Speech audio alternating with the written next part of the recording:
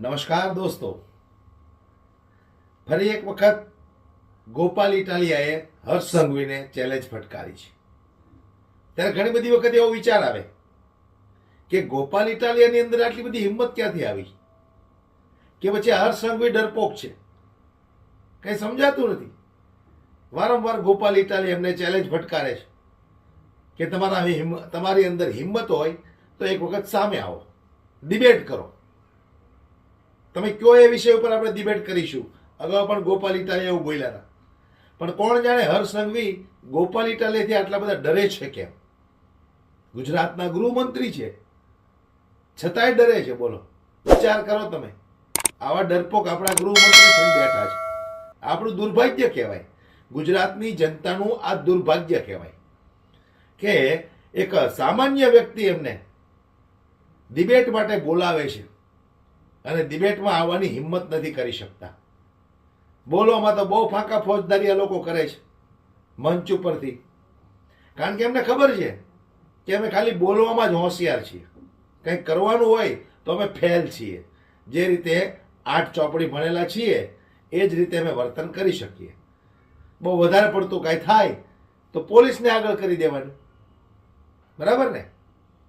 આ તો એમના નસીબ કે સત્તામાં આ લોકો સત્તાનું સુખ ભોગવે છે અને કંઈક ને કંઈક જનતા પણ થોડી અબૂધ હોય એવું લાગે છે, એટલે તો આવા 8 પાસ આપણા ગૃહમંત્રી થઈને બેઠા છે. ત્યારે ગોપાલ ઇટાલિયાએ ફરી વખત શું કામ ચેલેન્જ ફટકારી? શું છે મામલો કે અડધી રાતે ગોપાલ ઇટાલિયાને સોશિયલ મીડિયાની અંદર વિડીયો બનાવીને હર્ષ સંઘવીને ચેલેન્જ આપવી પડી? ત્યારે હર્ષ સંઘવીએ એક ટ્વીટ કર્યું. આ લોકો ખાલી ટ્વીટ જ કરીએ કે બીજું કાંઈ થાય નહીં. આ લોકોથી જે કાંઈ કરાવવું હોય એ પોલીસવાળા પાસે આ લોકો કરાવી શકે, બાકી જનતાની વચ્ચે જવું, જનતાના પ્રશ્નો સાંભળવા એ આ લોકોમાં હિંમત જ નથી, ભાજપના એક પણ નેતામાં. ત્યારે મારે વાત કરવી છે.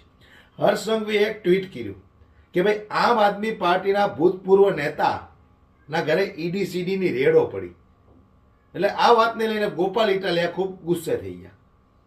એટલે ગોપાલ ઇટાલિયાએ અડધી રાતે સોશિયલ મીડિયાની અંદર વિડીયો બનાવી અને સોશિયલ મીડિયામાં વાયરલ કર્યો કે ભાઈ હર્ષ સંઘવીની અંદર તાકાત હોય તો આ મુદ્દે પણ ચર્ચા કરવા માટે સામે આવી જાય. હવે હર્ષ સંઘવી બરાબર ફસાયા. હર્ષ સંઘવી વિચારવા પડી ગયા કે ગમે એ મુદ્દા આપું છું, ગોપાલ ઇટાલિયા મને ચેલેન્જ ઉપર ચેલેન્જ ફટકારે છે.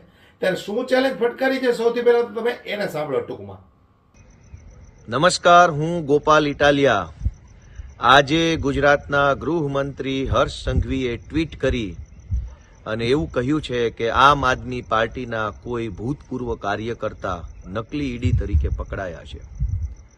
મારી એક જ વિનંતી છે કે હર્ષ સંઘવી ભાગે નહીં, ભાગવાની જરૂર નથી, ભાગો નહીં. ગૃહમંત્રી છો, ચેલેન્જ સ્વીકારો.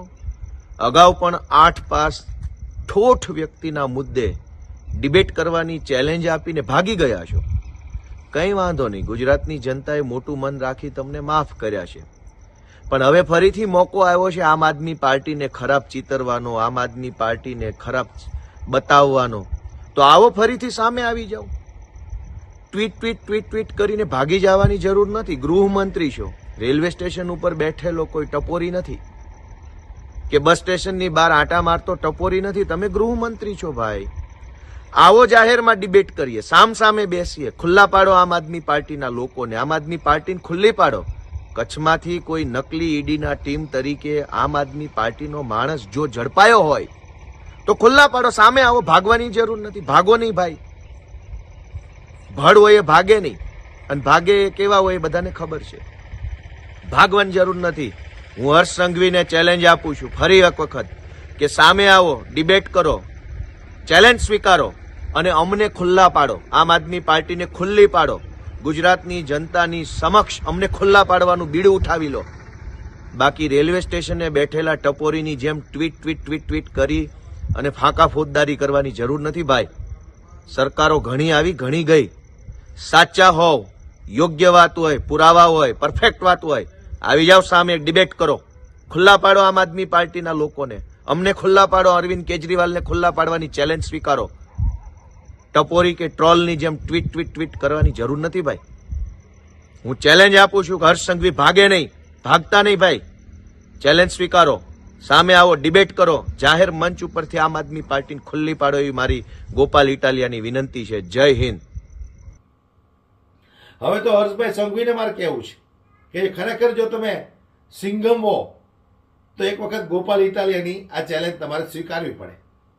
જો ખરેખર તમારી અંદર દમ હોય, ગૃહમંત્રીને લાયક હો, તો તમારે ગોપાલ ઇટાલિયાને મુંહતોડ જવાબ આપવા માટે એક વખત ડિબેટ કરી લેવાય. પણ કંઈક ને કંઈક હર્ષ સંઘવી ડરતા હોય એવું લાગે છે. કારણ કે ગોપાલ ઇટાલિયા ભણેલો ગણેલો માણસ, એને ખબર બોલવામાં આખો વ્યક્તિ છે. હર્ષ સંઘવીને એવા સવાલ કરે તો ગૃહમંત્રીનું બૂચ લાગી જાય. જવાબ શું આપવો એ પોતે જાણે છે અને સમગ્ર જનતા જાણે છે. છતાંય આ વ્યક્તિને ગૃહમંત્રી તરીકે ગુજરાતની જનતા સહન કરે છે. એ આપણું દુર્ભાગ્ય છે.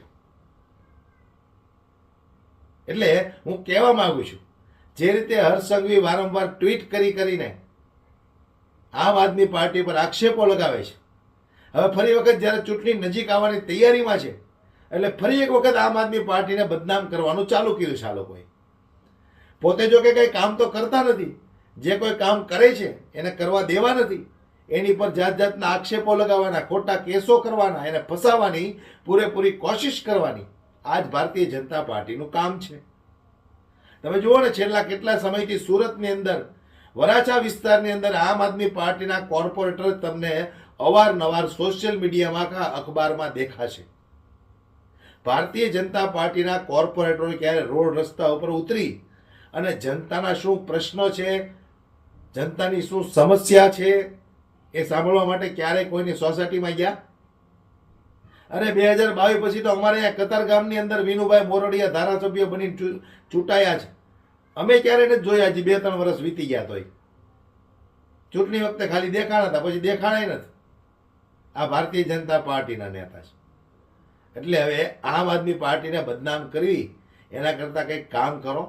કારણ કે હવે તમારા દિવસો ભરાતા જાય છે, જનતા જાગૃત બનતી જાય છે.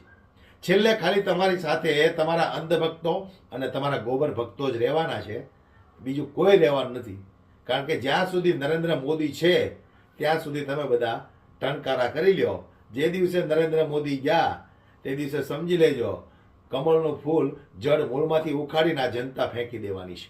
કારણ કે સહન કરવાની પણ કંઈક હદ હોય, કંઈક સહન કરવાની લિમિટ હોય. આજે નાનો માણસ, ગરીબ, મધ્યમ વર્ગનો વ્યક્તિ કેટલું સહન કરે છે એ આ રૂપિયા પૈસા કમાતા હોય એ લોકોને કઈ ખબર જ નથી. અંધભક્તોને ખબર નથી. અંધભક્તોને તો એમ જ છે કે ભાઈ ભારતીય જનતા પાર્ટીના રાજમાં આપણે બધા ખૂબ સુખી છીએ. ગલકું તો એમને બટકી ગયું છે. ઘરે એમના મમ્મીને સવાલ પૂછે તો ખબર પડે કે ગેસનો બાટલો અત્યારે પોસાય છે મમ્મી, શાકભાજી પોસાય છે મમ્મી, તેલનો ડબ્બો પોસાય છે મમ્મી. આ બધું ઘરે પૂછે તો ખબર પડે કે મમ્મી શું જવાબ આપે છે. ફિલહાલ દોસ્તો, વિડીયોમાં આજે આટલું જ. વિડીયો પસંદ આવ્યો હોય તો લાઈક શેર કરજો. અમારી યુટ્યુબ ચેનલને સબસ્ક્રાઇબ કરી બેલ આઇકન પ્રેસ કરજો. ધન્યવાદ.